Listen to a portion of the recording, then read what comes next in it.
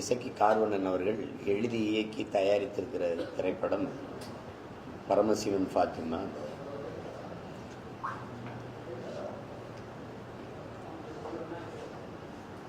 இன்னைக்கு நமக்குள்ள இருக்கிற அந்த மதங்கள் அந்த உணர்வுங்கிறது மானுடத்தை எப்படி பிளந்து பிரித்து போடுதுங்கிறதுக்கு எத்தனையோ படங்கள் வந்திருக்குது. அந்த வரிசையில் இந்த படம் அதே கருத்தை இன்னும் ஒரு படி மேலே போய் அழுத்தமாக சொல்லுது. பெரிய உலகெங்குமே இருக்கிற மானுட சமூகங்களை பிரித்து பிரித்து பிளந்து போடுறதுல பெரிய காரணிகளாக இருப்பது, பெரிய சக்திகளாக இருக்கிறது சாதி மத உணர்ச்சி தான். குறிப்பாக எங்களுக்குள்ள தமிழர்கள் தன்னின பகையால் தாழ்ந்து வீழ்ந்து போனோங்கிறதா வரலாற்று உண்மை. அதில் அது ஐயா காப்பா அரவாணன் எழுதும்போது தமிழ் பேரினம் வீழ்ந்ததுக்கு பெரிய காரணங்களாக போர்க்குணமின்மை, தன்னிடத்தில் இருப்பதை விட பிறரிடத்தில் இருப்பது உயர்ந்தது என்கிற இழி சிந்தனை, அளவுக்கு அதிகமான திரைக்கவர்ச்சி, தன்னின பகை, இதையெல்லாம் பட்டியலிடுறார். இந்த தன்னின பகையே தமிழன் பெருமைக்குரியவன், தமிழ் பெருங்குடியில் பிறந்ததுனாலேயே தமிழன் பெருமைக்குரியவன்கிறார் புரட்சிப்பாளர். அதை உணராம நமக்குள்ளேயே உயர்ந்தவன் தாழ்ந்தவன் என்கிற பாகுபாடு பாராட்டி ஒருவருக்கொருவர் தாழ்த்தி வீழ்த்தி எவரையும் உயர விடாமல், சமூகத்தை மேம்பட விடாமல் கீழே இழுக்கிற ஒரு பெரிய சதியாக இந்த சாதி மத சகதி இருக்கிறது. இப்ப உதாரணமா சொல்லணும்னா கன்னியாகுமரி அப்படின்னு எடுத்துக்கிட்டா பெரும்பான்மை சாதி சமூகமா இருக்கிறது நாடாரா இருக்குது. அதை எப்படி பிளக்கிறது அப்படின்னு பார்த்தா நீ இந்து நாடார் கிறிஸ்தவ நாடார்னு பிளந்து பிரிக்கிறாங்க. 1/2 கிலோமீட்டர் தான் இருக்கும். தள்ளி வந்தா தூத்துக்குடி, திருநெல்வேலி, அது தம்பி ஊர். அங்க வந்தா பெரும்பான்மை மதமா இந்து மதம் தான் இருக்குது. அதை எப்படி பிளந்து பிரிக்கிறதுனா நீ தேவர், நீ தேவேந்திரர், நீ பிள்ளை, நீ கோனார், நீ நாடார், நீ முதலியார், நீ செட்டியார்னு பிளந்து பிரித்து கூறுவோம். எப்படி பார்த்தாலும் இந்த சாதி மத உணர்ச்சி நம்மளை பிளந்து பிரிக்கும். அதை இணைக்கிறதுக்கு எந்த வழியிலே அதை இணைய விடாது. அது இணைய இருக்கிற இணைக்கக்கூடிய இருக்கிற ஒரே இறுதி வாய்ப்பு மொழி இன உணர்வு தான். ஒரு அருவால் கத்தி கோடாரி போல் நம் சதையை வெட்டி பிளக்கும் இந்த உணர்ச்சி. ஆனால் மொழி இன உணர்ச்சி அதை தைக்கிற நூல் ஊசி போல் அதை தைத்து இணைக்கும். அந்த உணர்வுல தான் ஒன்றிணையணுங்கிற கருத்தை ஒன்னா இருந்த ஒரு சமூகம், ஒரு குடும்பம், ஒரு ஊர் எப்படி பிரியுது இந்த உணர்ச்சிகளுக்கு ஆட்பட்டு அப்படிங்கிறது. இங்கே உங்கள் எல்லாருக்கும் தெரியும், வரலாற்று பூர்வமாக நம்ம பயணித்து பார்த்தா இந்த சமயங்கள் எல்லாம் எப்போ வந்தது, நமக்குள்ள எப்படி வந்ததுங்கிறது. சாதி இழிவு, தீண்டாமை கொடுமைகள் இவற்றை சகிக்க முடியாமல் இந்த மதங்களை ஏற்றவர்கள் இருக்கிறாங்க. பிறகு இப்போ மாலிகாபூர் படையெடுத்து வரும்போது நம்மளை கொன்றுவான்னு நினச்சி இஸ்லாமியரா மாறினா விட்டுருவான்னு நினச்சி 500 பேர் வட்டமாக நின்று தீ குளிச்ச வரலாறு இருக்குது. இஸ்லாமா மாறினா விட்டுருவார்னு நினச்சி இஸ்லாமா மாறினது இருக்குது. இந்த சாதி இழிவு கொடுமைகளை தாங்க முடியாம மார்க்கத்தை ஏற்றுக்கொண்டது இருக்குது. இங்க அப்படிதான் பார்த்தா தீட்டு, தொட்டா தீட்டுன்னா அவன் தொட்டு ஆண்டவருக்கு தோஸ்திரம்னா ஆமா தோஸ்திரம்னு போயிட்டான். அப்படிதான் இந்த மதங்கள் எல்லாம் இங்கே வந்தது. இப்போ அதற்கு ஆட்பட்டு மானுட சமூகம் பிளந்து பிரிந்து தாழ்ந்து வீழ்வது சரியல்ல. எல்லாவற்றையுமே நிற்கக்கூடிய பேராற்றல் ஒன்று இருக்குது. அதுதான் அன்பு, அதுதான் காதல். ஒன்று அணைச்சு போடுங்க, இல்லை வெளியில போங்க. அதுதான் அன்பு, அதுதான் காதல், அதுதான் எல்லாவற்றையும் கடந்த ஒரு போற்றத்தக்க புனிதமான உணர்வு அப்படிங்கிறத படத்தில் என் தம்பி கார்வணன் வலியுறுத்துறார். அதில் அவர் திரைக்கதை அமைச்சு கொண்டு போன விதம் ரொம்ப சுவைபட சொல்லியிருக்கார். அதை அது ஏன் நடக்குது, எப்படி நடக்குது, எதனால் இது நடந்திருக்குங்கிற அந்த தேடலை, அந்த எதிர்பார்ப்பை பார்வையாளர்களுக்கு கூட்டிக் கொண்டே போகிறார். பெரிய துணையாக அதில் இருந்தது என்னுடைய தம்பி ஒளிப்பதிவாளர் சுகுமார் அவர்கள். அதில் அவருக்கு அந்த பயணத்தில் இசையோடு அப்படி கூட்டிக்கிட்டு போன தம்பி தீவன் சக்கரவர்த்தி அதில் ஒரு பாடல்லையும் சிறப்பாக செஞ்சிருக்கிறாரு. அந்த பாடல்களுக்கு வரி வடிவம் கொடுத்த என்னுடைய தம்பி ஏகாதேசி, கலை இயக்கம் பண்ண என் தம்பி சமர், வீரசமர் எல்லாருமே. இது சொல்லப்போனால் எங்கள் குடும்ப படம். ஆனால் கதை குடும்ப படம் இல்லை, அது நல்ல கருத்துள்ள சமூக படம். மிகச்சிறப்பாக செஞ்சுருக்கிறாங்க. புதிய பிள்ளைகள் எங்களுடைய அண்ணன் யாருக்கண்ணனுடைய பொண்ணு, நம்ம வீட்டு பெண், ரொம்ப அருமையாக நடிச்சிருக்கு சாயாதேவி. அதுக்கப்புறம் அவங்க சேஷுதா, அவங்க நடித்த புதுமுகம்.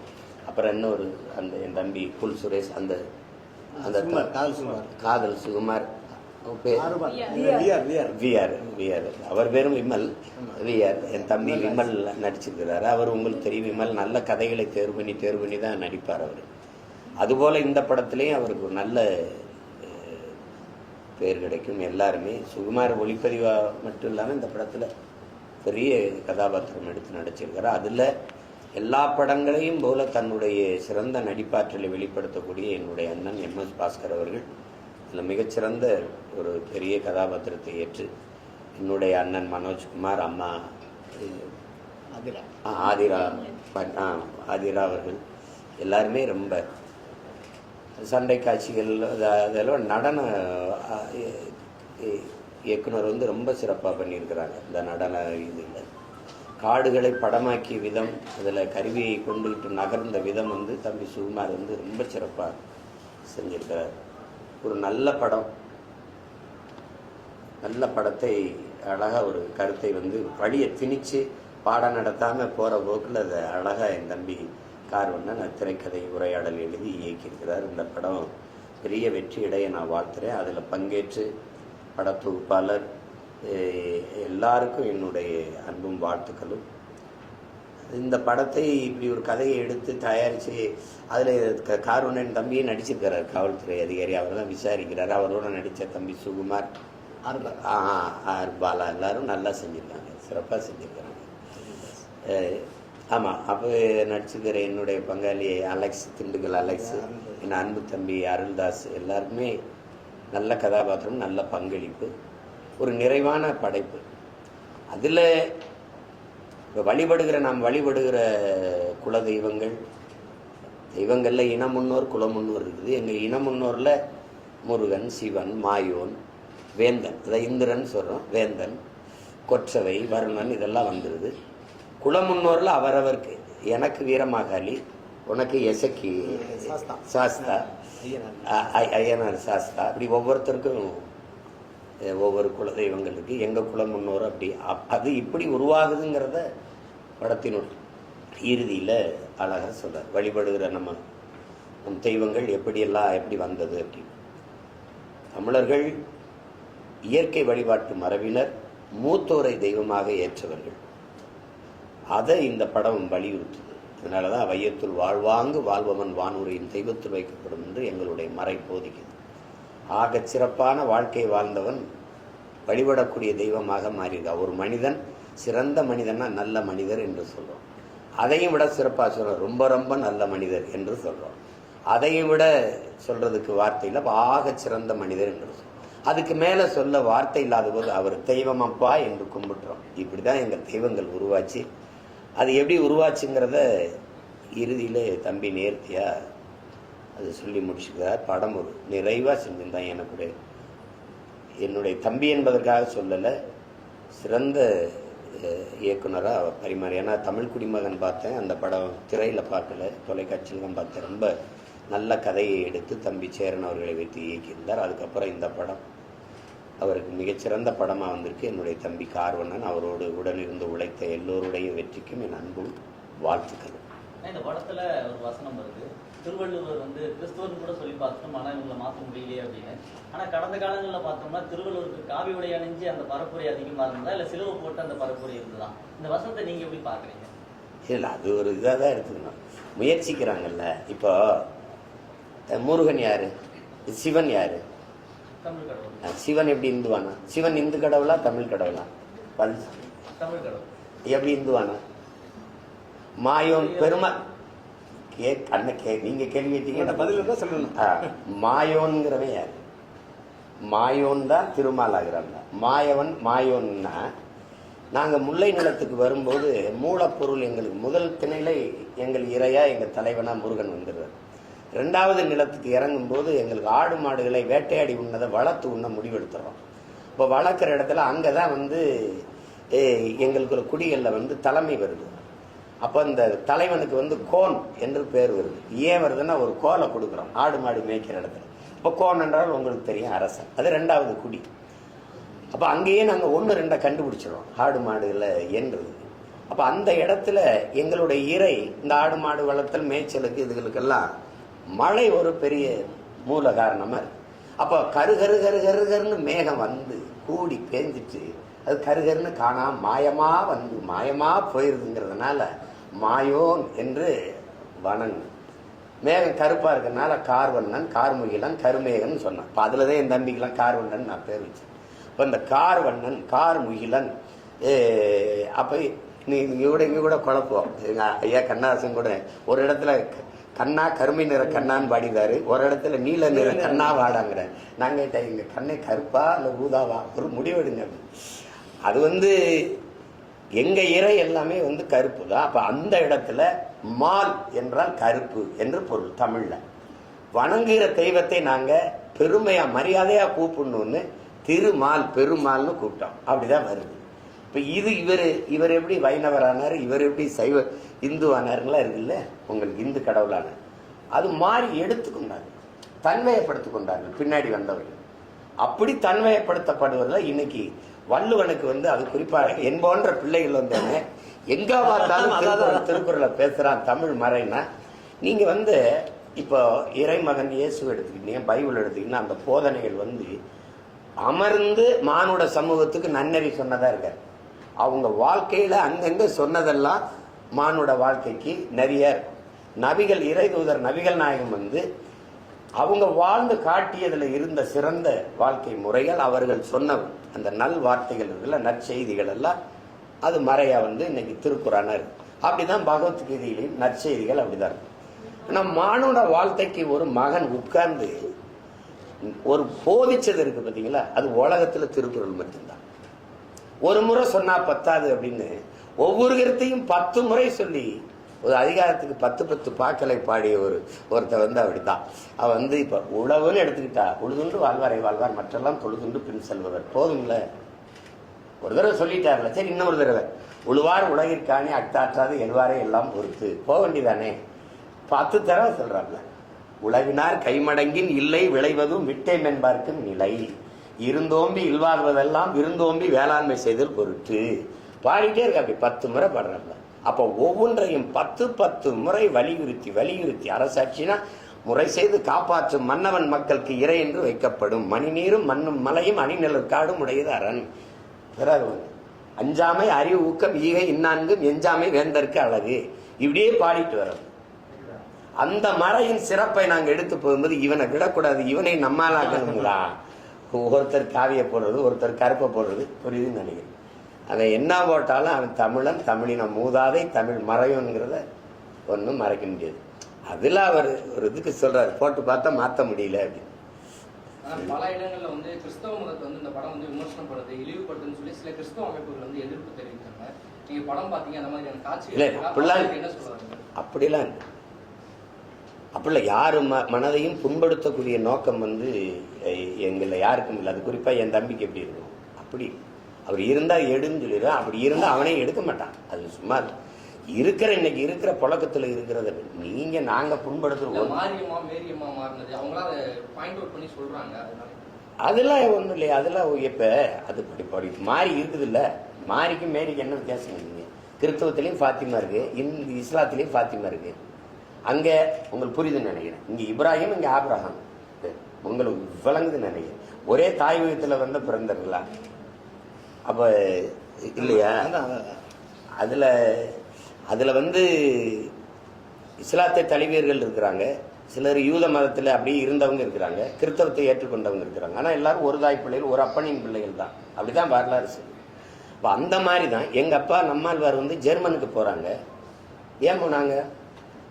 வேப்ப மரத்தை, வேப்ப விதையெல்லாம் வேப்ப அவன் வாங்கிட்டான் காப்பீட்டு உரிமையை.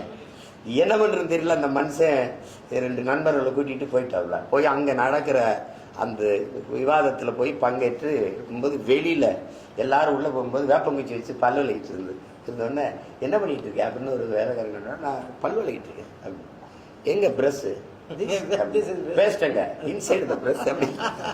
எங்கள் அப்பா நல்லா பேசி கேட்டாங்க, வேலைக்கு தூக்கி போட்டியோ எங்க எதிராக அது நீங்கள் என்னடா எடுத்துகிட்டு வந்து வச்சுக்கிட்டீங்க, நீங்கள்லாம் உங்களுக்கு மேரியம்மா மாதிரி எங்களுக்கு மாரியம்மாப்பா, நாங்கள் எங்களுக்கு இதை கட்டித்தான் நாங்கள் சாமி கும்பிடுவோம், எங்களுக்கு அம்மைன்னு நோய் வந்தால் அந்த வேப்ப மர இலையை எப்படி கட்டுவோம் தீர்ந்து போயிடும், அதனால தயவு செய்து இது எங்களுக்கே கொடுத்துருங்கன்னு டேக்கிட்டுன்னு கொடுத்துட்டான். அப்படி அந்த காப்பீட்டு உரிமையை நமக்கு திருப்பி கொண்டு வந்தது எங்கள் அப்பா சொன்னது தான், உங்களுக்கு மேரியம்மா எங்களுக்கு மாரியம்மான்னு. இதில் திரும்பி திரும்பி சொல்கிறேன், நம்மளுடைய மூதாதை திருமூலர் சொன்னதா, ஒன்றே குலம் ஒருவனே தேவனது தான் ஓரி வருது. இதில் என்னென்ன பாதை வேற, பரம்பொருள் ஒன்று. எத்தனை நதிகள் வருது, எங்கே போய் சேருது, அந்த கடல் ஒன்று. இதுதான் உலகம். இதை புரிஞ்சுக்கிட்டு குழப்பம் இல்லாமல் அடிச்சுக்கிறாங்க. எல்லா மதங்களும் உன் மதம் சிறந்தது நீ வழிபடு, என் மதம் சிறந்தது வழிவிடு, இவ்வளவுதான் கோட்பாடு. அண்ணல் அம்பேத்கர் சொன்னதுதான், நான் யாருக்கும் அடிமை இல்லை, எனக்கும் யாரும் அடிமை இல்லை. இதை ஏற்றுக்கிட்டா மானுட சமூகத்துல ஒரு பிரச்சனையும் கிடையாது, எல்லாரும் நிம்மதியா வாழலாம். மதம் மாறுறாங்க, மதம் மாறும்போது அந்த பிரச்சனை வருது. அப்போ ஊர்ல இருக்க ஒருத்தர் வந்து சொல்றாரு, மதம் மாறுங்க, இனிமேல் இந்த ஊர்ல உடைமைகளும் உயிரும் பறிக்கப்படும் சொல்றாங்க. ஆனா மதம் மாறுறது அப்படிங்கிறது ஒரு தனிப்பட்ட மனிதனுடைய உரிமை, அது இருக்கிறத சொல்றாரு. இப்ப மதமாற்ற தடை சட்டம் வரும்போது நீங்க என்ன பண்ணீங்க? இந்த நாடு மதமாற்ற தடை சட்டத்தை போட்டிருக்கா இல்லையா? இப்போ நாடே போட்டிருக்கா இல்லையா? மதம் வந்து அவன உரிமை, வழிபாடு, மதம் ஏற்றுக்கொள்ளக்கூடியது, உடை, உணவு, வழிபாடு, இதெல்லாம் வந்து அவனவனுடைய உரிமை. அதற்கு பேர் தான் சுதந்திரம். இந்த சாமியைத்தான் கும்பிடணும், இந்த உடையத்தான் உடுத்தணும், இந்த உணவைத்தான் உண்ணணும்னு சொல்ல யாருக்கு உரிமை இல்லை. அது மாதிரி அவர் சொல்றாரு, அவர் அந்த கருத்தை அப்படி ஒரு கருத்து இருந்தது அவர் சொல்றாரு. மண் சார்ந்த வாழ இப்பவே நீங்க சாதி விட்டு சாதி திருமணம் பண்ணா கொலை பண்றிய, அதையெல்லாம் எப்படி பாக்குறீங்க? கேட்கல. மனிதன் வந்து இவன் வந்து வச்சான் பாருங்க, சாதியில போய் பெருமையை வச்சான் பாருங்க, அங்கதான் பிரச்சனை. மொழி இனப்பெருமை விட சாதி மத பெருமை பெருசா இருக்கு. இங்க இருக்கிற கூட்டத்துக்கு எது செத்தாலும் பரவாயில்ல, நீர் நஞ்சாயிருச்சா பிரச்சனை கிடையாது, மொழி செத்துருச்சா பிரச்சனை கிடையாது, இனம் செத்துக்கிட்டு இருக்கா பிரச்சனை கிடையாது, வேற என்ன இருக்கு, என்ன காடு அழிக்கப்படுதா பிரச்சனை கிடையாது, மலை அழிக்கப்படுதா பிரச்சனை கிடையாது, மண் அள்ளி விற்கப்படுதா பிரச்சனை கிடையாது. எது செத்தாலும் பிரச்சனை, யானை, கரடி, சிங்கம், புலி, எது செத்தாலும் பிரச்சனை கிடையாது. எது செத்துறக்கூடாது? தன் சாதியும் மதமும் செத்துறக்கூடாது. வந்து அதிமுக கூட்டணியில இருக்கு அப்படின்னு சொல்லிட்டு அதிமுக அதிகாரப்பூர்வமா அறிவிக்கிறாங்க. உடனே ஒரு அரை மணி நேரத்துல வந்து தேமுதிக அது அப்படி எதுவும் நாங்க சொல்லல, இப்போதைக்கு நாங்க சொல்லல, அது ஜனவரியில நாங்க எங்களோட கூட்டணி நிர்வாகம் சொல்றோம் அப்படின்னு சொல்லிருக்காங்க. அது அவங்கவுங்க கட்சி, அவங்கவுங்க கட்சியின் உரிமை, அவங்கவுங்க கட்சியின் முடிவு. அதுல எனக்கு என்ன கருத்து நான் சொல்ல முடியும்? நான் யாரோடும் கூட்டு சேரலை. எனக்கு சாப்பாட்டுல மட்டும்தான் கூட்டு பொரியல், சண்டையில நான் எப்பவும் தனிச்சு தான் போடுவேன். அதனால என்னை நீங்க அந்த ஆட்டத்துல சேர்க்கறது தப்பு. அது அவங்களுக்கு தலைநகர் டெல்லியில சார் இப்போ 4 தலைமுறைகளாக இருந்த தமிழர்கள் மதராஸ் முகாம்ல இருந்து வீடுகள் இடித்து அகற்றப்படுறாங்க. ஆளும் பாஜக அரசு அதை செஞ்சுட்டு இருக்கு. அது எப்படி பாக்குறீங்க? நாங்க டெல்லியில் இருக்கிற தம்பிகள் போய் போராடினாங்க, பேசினாங்க. நான் கூட தொடர்ச்சியா பணியில் இருந்துட்டேன். ஏன்னா நான் போய் அங்கே ஏற்கனவே பல போராட்டங்களை செய்யலாம். இதை 40 நாடாளுமன்ற உறுப்பினர்களை வைத்திருக்கிற இன்றைக்கு தமிழ்நாட்டை ஆண்டுகிட்டு இருக்கிற கட்சிகிட்ட நீங்க கேட்கணும், இதுக்கு காங்கிரசின் நிலைப்பாடு என்ன? மாநில முதல்வர் என்ன சொல்லியிருக்காங்க? இப்போ காலையில வீடுகள் இடித்து அகற்றப்பட்டிருக்கு. அது ரொம்ப நாளா இருக்கு பிரச்சனை. இந்த சிக்கல் வந்து இன்னைக்கு இல்ல, 2-3 மாசமா நடந்துகிட்டு இருக்கு. ஹரியானால இதே மாதிரி 5000 கணக்கான குடும்பங்கள் விரட்டப்பட்டிருக்கு. ஆனா இங்க 1.5 கோடி வட இந்தியன் வந்து குடியேறி அவன் இங்க வந்து எல்லா நிறுவனங்களையும் வேலை செய்யவும், கட்டுமான பணிக்கும், நாத்து நடவும், கருதருக்கும் வந்து இங்க 1.5 கோடி பேர் குடியேறி அவன் குடும்ப அட்டை எடுத்து அவன் இந்த பங்கீட்டுக்கு அட்டை, அதை ஒரே நாடு ஒரே ரேஷன் கார்டுல அவங்களுக்காக கொண்டு வரப்பட்டதுதான். வாக்காளர் அடையாள அட்டை எடுத்து வாக்கு செலுத்த வந்துட்டான். இப்ப எங்களுக்கு இருக்கிற பயம் 1.5 கோடி இன்னும் 1 கோடி வந்துட்டான்னா இந்த நாட்டின் அரசியலையும் அதிகாரத்தையும் அவன் தீர்மானிச்சிருவான். அப்புறம் கதை முடிஞ்சிடும். ஈழத்துல அடிச்சு வரட்டும் போது அகதியா நிக்கவாத எனக்கு இங்க ஒரு 1/2 கிரவுண்ட் இடம் இருந்துச்சு, இங்க அடிச்சு வரட்டானா எங்கேயும் போக முடியாது. இப்ப டெல்லியில இடிக்கிறான், நாளைக்கு ஒவ்வொரு இடமா இடிப்பான். இதுக்கு முன்னாடி ஹரியானால அடிச்சான், அதுக்கு முன்னாடி மும்பைல மகாராஷ்டிரால உங்களுக்கு தெரியும் அடிச்சு, தாராவில அடிச்சு வரட்டுனா இப்ப தண்ணி கொஞ்சம் கொஞ்சமா நடக்கும். இங்க வந்தவன் எங்களை திருப்பூர்ல அடிக்கிறான், 9 வீடு அடிக்கிறான். இப்ப வாடகைக்கு குடியிருந்த ஒரு பீகாரிய ஒரு இளைஞர்கள் சத்தம் போட்டு பேசியிருக்காங்க. இந்த வீட்டு உரிமையாளர் சத்தமா பேசாதீங்கன்னு சொன்னது கொண்டுட்டான். எப்படி இருக்கு? சத்தமா பேசாதீங்கன்னு சொன்ன உரிமையாளரே கொல்லப்படுறாருன்னா எதிர்காலம் எங்க போய் நிக்கும்னு பாருங்க. இந்த அதிகாரங்கள் அவர்கள் மேல நடவடிக்கை எடுக்காது. அது இதை நீங்க தான் எனக்கு சொல்லக்கூடாது. நான் இதெல்லாம் சொன்னா நீங்க என்னை இனவெறியன் மொழிவெறியன் அதெல்லாம் சொல்லுவீங்க. இது நீங்க தான் சொல்லணும். இதுக்கு என்ன தீர்வு? சார், திமுக பொதுக்குழுல 27 தீர்மானம் நிறைவேற்றிருக்காங்க. அதுல ஜூன் 3ஆம் தேதி கருணாநிதி அவர்கள் பிறந்தநாள செம்மொழி நாளாக கொண்டாட தீர்மானம் நிறைவேற்றிருக்காங்க. கருணாநிதி அவர்களுக்கும் செம்மொழிக்கு என்ன சம்பந்தம் இருக்கு? ஐயா கருணாநிதிக்கும் செம்மொழிக்கு என்ன சம்பந்தம் இருக்கு? நீங்க கொண்டாடினா நான் முதலமைச்சர் ஆயிட்டேன், மறுபடியும் கொண்டாடுவீங்களா? திண்டாடுவீங்களா? இதெல்லாம் சேர்த்ததாங்க. என் மொழி செம்மொழியா இருந்ததா நீங்க செம்மொழியா ஆக்குனீங்களா? யார்கிட்ட பதில் இருக்கு? தமிழ் செம்மொழியா நீங்க ஆக்குனதுனால செம்மொழியா? இந்தியாவை நீங்க ஆளும் போது காங்கிரஸ் கூட்டணி இருக்கும்போது செம்மொழின்னு சொல்ல சொன்னதுனால அதை அறிவிச்சதுனால என் மொழி செம்மொழியாச்சா? தமிழறிஞன் சொல்ல வேண்டியதுல உலகத்தில் இருக்கிற எல்லா மொழிவழி தேசியனங்களின் மொழி ஆய்வறிஞன் எல்லாரும் சொல்றான். உலகத்திலே ஒரு மொழி எந்த மொழியின் துணையுமின்றி தனித்து இயங்கக்கூடிய உயர் தனி செம்மொழி உண்டென்றால் அது தமிழ்ங்கிறான். நீங்க யார் எனக்கு என் மொழிக்கு அங்கீகாரம் பெற்று தரதுக்கு? எத்தனாயிரம் ஆண்டுனே தெரியாது என் மொழியின் தொடக்கம். 50,000 தேவனையப்பாவானர், 80,000 ஆகுங்கிறாரு உங்க கால்டுகள். ஆதியில் மனிதன் காடுகளில் இருந்து நகரத் தொடங்கிய போது, இடம்பெறத் தொடங்கிய போது பேசிய மொழியில் இருந்த ஒளி வடிவம் எழுத்து வடிவமும் இன்றும் தமிழில் காண கிடக்கிறதுன்னு கால்டுகள் எழுதுறாரு. இப்ப 80,000 50,000 நான் எப்பன்னு தெரியாது. 1800 ஆண்டு 1600 வெறும் 500. அந்த 500 ஆண்டுக்கு முன்னாடி மலையாளம், அதுக்கும் பின்னாடி இந்தி வருது. இந்தி 500 ஆண்டை தொட்டுச்சா பாருங்க. நீனும் செம்மொழி நானும் செம்மொழி. இங்க போய் 2000 ஆண்டுன்னு சொன்னா சிக்கலாயிரும், மற்ற மொழிக்காரெல்லாம் பிரச்சனை பண்ணுவான்ட்டு இவர் 1500 ஆண்டுன்னு இந்தியா ஆண்டு அந்த காங்கிரஸ் ஆட்சி சொல்லும்போது ஆமான்னு சொல்லிட்டு செம்மொழின்னு அந்தஸ்தப்பட்டு வந்தீங்க. எனக்கு என் மொழி செம்மொழின்னு வந்துருச்சு. செம்மொழியா செத்த மொழியா? நீங்க உங்க மனச்சான்று நெஞ்சில கை வச்சு எல்லாரும் சொல்லுங்க. இதை விட்டு வெளியில போனா தமிழ் இருக்கா? பேச தமிழ் இருக்கா? நாக்குல தமிழ் இருக்கா? நாட்டுல தமிழ் இருக்கா? ஏட்டுல இருக்கா? எங்க இருக்கு தமிழ்? அப்ப செம்மொழின்னு சொல்லிட்டா, செம்மொழிக்கு ஒரு பூங்கா வச்சுட்டா, செம்மொழி நாள் கொண்டாடிட்டா மொழி வாருமா? நீங்க தமிழ்நாட்டின் முதலமைச்சர் பேசுறீங்க, வர்த்தகர்கள் வணிகர்கள் மாநாட்டில் என்ன பேசுறீங்க? தமிழ்ல எழுதுங்க, பெயர் பலக எப்படி எழுதுங்க? ரெயின்போவே ரெயின்போன்னு எழுதுங்கிறீங்க. இதான் என் தமிழை வளர்க்கிறதா? இதான் தமிழ் மீட்சியா? ரெயின்போவை ரெயின்போன்னு எப்படி எழுதுறது? அதான தங்கிலீஷ். அப்படித்தானே எழுதியிருக்கு. அப்படிதான் எழுதியிருக்கு. ப்ளூ டைமண்ட் அப்படின்னு எழுதியிருக்குது. ப்ளூ ஸ்டோன் என்னுடைய உடற்பயிற்சி கொடுத்துக்க மாதிரி என் தம்பி பாய்க்க ப்ளூ ஸ்டோன் எழுதிருக்கு. நீல கல் எழுதி ப்ளூ ஸ்டோன் எழுது. நான் கேட்டா சொல்லு. எல்லா கடைகளையும் போகும்போது அண்ணன் சொன்னதுக்காக திரும்பி பார்த்துப்போங்க. ஒரு இடத்துல தமிழ் இருக்காங்க. எழுத்து தமிழா இருக்கும், ஆனா உச்சரிப்பு ஆங்கிலம். எழுத்து ஆங்கிலமா இருக்கும். இப்போ இல்லாட்டி எப்போ, IPPO இப்போ. எழுத்து ஆங்கிலம், உச்சரிப்பு தமிழ். விளங்குதா? அங்க என்ன இருக்கும்? டீ ஸ்டால், தேநீர் விடுதின்னு இருக்காது. தேநீர் கடைன்னு இருக்காது. டீ ஸ்டால், டீ போட்டு இஸ் போட்டு ஸ்டால். இது என்னது? எழுத்து தமிழ், உச்சரிப்பு ஆங்கிலம். இதுக்கு பேர் தான் தமிங்கிலம், தங்கிலீஷ். இமயவரை பரவி இருந்த ஒரு இனக்கூட்டத்தை, தெற்காசிய முழுமைக்கும் பரவி இருந்த ஒரு இனக்கூட்டத்தை மொழியை சிதைச்சு அழிச்சு காலடியில் குறுகி வீழ வச்சு தமிழ்நாடுன்னு பேரை வச்சு என்னை ஏமாத்தி, எப்படி அவன் சொல்றான்ல, முதல்ல வெள்ளைக்காரன் வந்தான் எங்க நாட்டுக்கு, எங்க கையில பைபிளை கொடுத்தான், எங்ககிட்ட ஆடு இருந்துச்சு, மாடு இருந்துச்சு, நிலம் இருந்துச்சு, வீடு இருந்துச்சு. அவன் வெள்ளைக்காரன் வந்தான், பைபிள் எங்க கொடுத்தான், பைபிள் எங்க கையில இருந்துச்சு, ஆடு மாடு நிலம் எல்லாம் அவங்க கைக்கு போயிடுச்சுங்கிற மாதிரி நீ இந்த தமிழ்நாடுன்னு பேரை வச்சு எங்களை மயங்க வச்சு மொத்தமா முடிச்சிட்ட. எங்க இருக்கு தமிழ்? செம்மொழின்னு அவருக்கு பேரை வச்சா சொல்லுங்க. அந்த மாதிரி நீங்க ஆடியோ லான்ச் இது பண்றீங்க, வரீங்க. ஓய்வு என்பது எங்களுக்கே வியப்பா இருக்கு. ஓய்வு பத்தி நீங்க சொல்லுங்க. என்னை உருவாக்கின என் தலைவன் என் கற்பிச்சது ஓடிக்கொண்டே இருக்கணும். உறக்கத்துக்கு முதன்மைத்துவம் கொடுக்க கூடாது.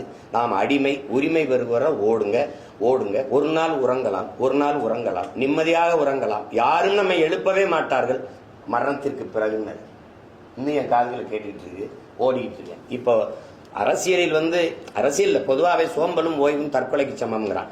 உலகத்தில் சாதித்த எல்லா சாதனையாளனும் மிக குறைந்த அளவு உறங்கினம் தான். உங்களுக்கு புரியுதுன்னு நினைக்கிறேன்.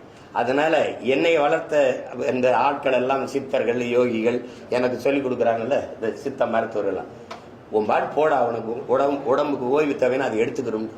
விஜய் சார் காமராஜர்னு ஒரு ஆசிரியர் மேடையில ஏறி இறங்கி பேசினாங்க.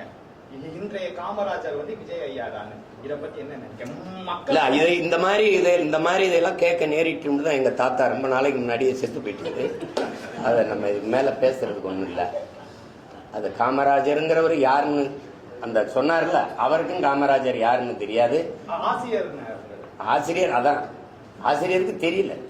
அவர் என்ன படிச்சாரோ காமராஜரை படிக்கல, அது தெரியுதுல்ல. காமராஜர் 50 படம் நடிச்சு முதலமைச்சரா வரல, அரசியலுக்கு வரல. அது அடிப்படையில் எதையாவது பேசி வைக்கிறது. ஆசிரியர் பேசினா இப்ப முதல்வர் ஐயா ஐயா கருணாநிதி பிறந்த நாளை செம்மொழி நாள்னு சொன்னா கட்சிக்காரன் இருப்பான். தமிழ் மக்கள் இந்த இன உணர்வு மாணவன் கொண்ட தமிழன் இருப்பானா? செம்மொழி நாள்னா அது சொல்றதுக்கு எத்தனை இருக்கு, எவ்வளவு பெரிய இருக்கான். இலக்கியம் தமிழ் இலக்கியம் செத்து போன போது பெருமழையா பெஞ்சு உயிர் பிச்ச பெரும்பாவளன் இருக்கான். எங்களுடைய பாட்டன் பாரதி இருக்கான், புரட்சி பாவலன் இருக்கான், மொழிக்காக கி.ஆ.பி. விஸ்வநாதன் இருக்கார், அண்ணல் தங்க இருக்கா, மறைமலையடிகள் எங்கள் மொழிக்காக போராடி உயிர் நீத்த செம்மொழி நாள்னு முதலா ஒருத்தன் உயிர் நீத்தான் பாரு என் பாட்டன் நடேசன். தாளமுத்து நடேசன் போட்டிருக்குல்ல, உங்களுக்கு தெரியுமில்ல. மொழிக்காக முதல் உயிர் நீத்த அந்த நடேசனார், அவர் நடேசன், அவர் நடராஜன், தாளமுத்து நடராஜன். அந்த நடராஜன் என்னைக்கு இறந்தானோ அந்த நாளதான் செம்மொழி நாளா வைக்கணும். அதான் நடக்கும். இப்ப ஆசைக்கு அறிவிச்சு பார்த்துட்டு போக வேண்டியதுதான். வேற டேரக்டர் பேசுறீங்க, கேளுங்க. படத்துல பல இடங்கள்ல மத மாற்றம் சொல்லி பல விமர்சனம் பண்ணீங்க. கடைசியில குலதெய்வ வழிபாடுன்னு சொல்லி ஒரு ஜஸ்டிபிகேஷன் கொடுக்குற மாதிரி இருக்கு. மண் சார்ந்த வாழ சொல்றோம். அவர் இது கற்பனையில் இல்ல, இப்படி இருந்து கடைசியா அந்த குலதெய்வ வழிபாடுகள் எப்படி வருது அப்படிங்கறத சொல்றாரு. என்னுடைய குலதெய்வம் எங்களுடைய பாட்டி காளி, வீரமாகாளின்னு. என்னோட கொல்லங்குடி காளின்னு எப்படி குலதெய்வம் வருதுன்னா, எங்களுடைய வீர பெரும்பாட்டியார் வேலுநாச்சியார் எங்க பாட்டனார் முத்துவடுக தேவரை இவன் வெள்ளக்கார கொண்டு போறான். பொண்ணு கிடக்கும்போது கை குழந்தைய வச்சுக்கிட்டு எங்க பாட்டி இருக்குது, 5 சின்ன வயசு குழந்தை வெள்ளச்சியை தூக்கிக்கிட்டு போகும்போது எங்க பாட்டைங்க 2 பேரும் தளபதியா இருந்து மருது பாண்டியங்க போகக்கூடாது, அவன் எப்படி பார்த்தா நீங்க வருவீங்கன்னு தெரியும், சுத்தி வளைச்சிருவான்னு சொல்லி ராணியை காப்பாத்த எங்க பாட்டிங்க தளபதியா இருந்து தடுக்கிறாங்க. ஆனாலும் அது மாறுபடம் போட்டு எங்க பாட்டி குழந்தைய இடுப்பு தூக்கிட்டு கிளம்புது. போகும்போது வந்தது வேலுநாச்சியார்னு தெரிஞ்சிருது. அவனுக்கு தெரியாம எப்படி இருப்பான். அவன் சுத்தி வளைக்கும் போது குதிரையில ஏறி தப்பிச்சு காட்டுக்குள்ள ஓடுது எங்க பாட்டி. ஓடும்போது அங்க ஆடு மேய்ச்சிக்கிட்டு ஒருத்தி நிக்கிறா. அந்த பொம்பளை உடையான்னு ஒரு பெண். அவ இவன் இந்த குதிரையில வந்தவன் கேட்கிறான், இந்த பக்கம் வேலுநாச்சியார் வந்தாங்களா அப்படின்னு. இந்த பக்கம் வந்தாங்களா? ஆமா. அப்படி எந்த பக்கம் போனாங்கன்னு கேட்கிறான். சொல்ல முடியாதுன்னு சொல்லு. ஏன்னா தன்னுடைய ராணியை, தன்னுடைய அரசியை காட்டி கொடுக்க அந்த மகளுக்கு விருப்பம் இல்லை. காட்டி கொடுக்கும். சொல்லுன்னா கொன்றுவேன், நீ கொன்னாலும் சரி நான் சொல்ல மாட்டேன்டான்னு சொல்லியிருக்கு. வாழை உருவி வெட்டிடுறான். 2 துண்டா உடல் அப்படி விழுந்துருது. அப்ப என் சனம் ஓடியா இருக்கு, என் மக்கள் ஓடியா அந்த நம்ம பாட்டியை, நம்ம அரசியை காட்டி கொடுக்காம வெட்டு உடல் 2 துண்டா விழுந்து இந்த உடையால் செத்துட்டாடா அப்படின்னோடனே இந்த ரத்தமா கிடந்தவளை கும்பிடுது. தாயே அப்படின்னு அன்னையிலிருந்து எங்க குலதெய்வமாயி வெட்டு உடையால் காலி ஆயிட்டான். புரியுதா உங்களுக்கு? அப்படித்தான் குலதெய்வங்கள் உருவாகுது. அப்படி இந்த அநீதி அநியாயமா இந்த மதத்தின் பேரால பிரச்சனைகளை பண்ணி அழிவை ஏற்படுத்தின அவங்களை திருப்பி அழிச்சு ஊர் அமைதியை நிலைநாட்டிய அந்த பரமசிவனும் பாத்திமாவும் அந்த ஊர் தெய்வங்களா வழிபடப்பட்டார்கள் அப்படிங்கறத முடிக்கிறார். அதுதான் எந்த மதமா இருந்தாலும் குலதெய்வ வழிபாடு திரும்பணும் அப்படிங்கறது.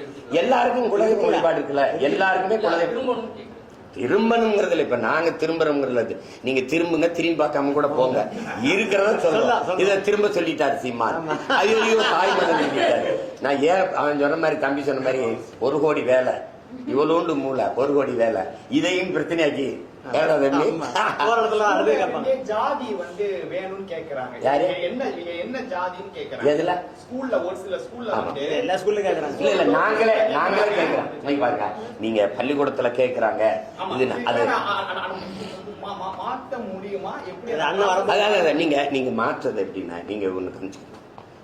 இப்ப நல்லது விளங்குது எல்லாருக்குமே குழப்பம். இப்ப நாங்களே எங்க கட்சியில வந்து இது உங்க குடி எதுன்னு கேட்கிறோம், சாதி எதுன்னு கேட்கிறோம். ஏன்னு கேட்கிறோம்னா இப்போ உங்களுக்கு விளம்ப சொல்றேன் பாருங்க. எங்க குடிகள்ல தமிழ் குடிகள்ல முடி திருத்துற மருத்துவர் குலம்னு இருக்கு. அவங்க முதல்ல உங்களுக்கு பறையர், இந்த பாணன், இந்த இந்த இந்த மருத்துவர், பண்டாரம்னா இங்க இழி சொல்லா இருக்கு. பண்டாரம்னா அறிவு களஞ்சியம்னு அர்த்தம். எங்க முன்னோர்கள் ஆட்சி காலங்கள்ல ஒரு பண்டாரம்னு கட்டி எல்லா செல்வங்களையும் நீ சேமிச்சு வச்சான். அது மாதிரி பல கலை செல்வங்களை தனக்குள்ள சேமிச்சு வச்சிருக்கவனுக்கு பேரு பண்டாரம். பலங்கதான் இங்க இழி சொல்லா இருக்கு. இவனுக்கெல்லாம் இந்த குளம் துணியை வெளுக்கிற அந்த வண்ணார்னு ஒரு குடி இருக்கு எங்கல்ல. இந்த குடிகளுக்கெல்லாம் இந்த நிலத்துல எந்த அங்கீகாரமும் இல்லை. சரி, ஒரு வண்ணார்னு ஒரு எம்எல்ஏ சொல்லு, ஒரு வார்டு கவுன்சிலர் சொல்லு, ஒரு பஞ்சாயத்து போர்டு பிரசிடென்ட் சொல்லு. வாய்ப்பு நாங்க கொடுத்துருக்கோம். ஏன்னா வீழ்ந்து விட்ட ஒரு தமிழ் குடி எழுதும்போது எல்லாரும் இந்த நீங்க வேரோட ஒரு செடியை பிடுங்கும்போது எந்த வேரும் அந்த தான் பிடுங்கணும், இல்லைன்னா அந்த செடி உயிர் படுக்காது.